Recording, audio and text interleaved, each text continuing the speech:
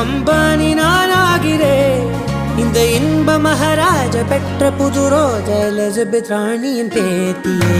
தாயே தாயே மகளனவள்தாய், தந்தை சிந்தை நலமுற வந்தாய். நீயே லோகம் என்று ஆனாய் பெண்ணே, என்னை ஆளும் தெய்வம் நீதான் கண்ணே. பெற்றது நானா இல்லை உன் மகனே நானம்மா. தாயே தாயே மகளனவள்தாய், தந்தை சிந்தை நலமுற